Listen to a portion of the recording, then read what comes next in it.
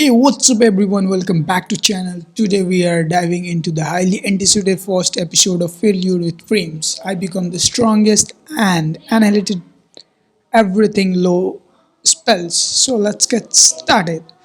So as we know the title Goddess announcing her summons waste no time throwing us into the action. Let's talk about it. So this is the episode 1 start with the classic fantasy trope, a group of students being summoned to another world by a goddess.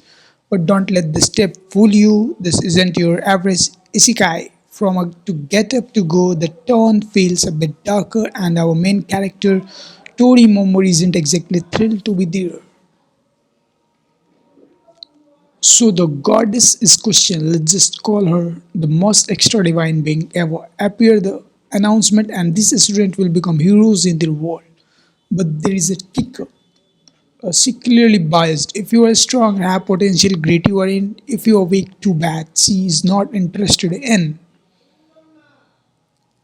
And where our boy Tokyo comes in, he is gets evaluated and deemed useless. The goddess, being gracious host she is, bans him to a deadly dungeon, expecting him to die.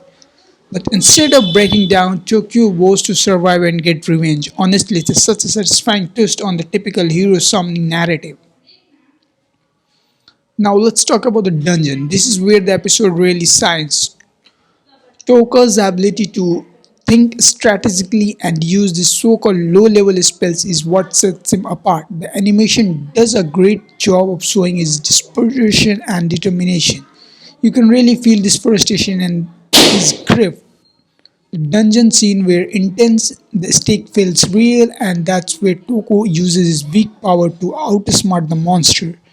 Genius, huh? This is where you start rooting for him. He is not overpowered in a traditional sense, but this cunning makes him to force to be reckoned with.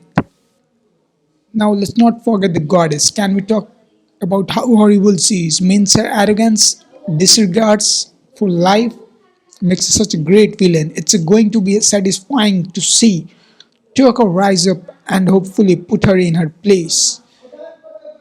Episode ends on a high note and Tokyo surviving the impossible and preparing for what next. The tone is dark, the stakes are high, and the revenge angle is chef's kiss. This show shaping up a standout in the Ikigai genre. So why? So now, what's my verdict? Failure Fisher Game on a solid start. It's a flip the Ikigai formula on its head, and the protagonist who more brain than brawn, and the story that packed with the potential. If you are into the dark fantasy and the revenge twist, this one is for you. Now there is a quick breakdown. There is a pros and there is cons. Unique propagandist, high stakes story, strong emotion beats. Alright, that's my review of episode 1. What do you think about it? Tokyo's journey so far? Let me know in a comment below. If you are hyped, so I am, don't forget to like and subscribe and hit the bell for more reviews. Until next time, keep watching anime and stay awesome.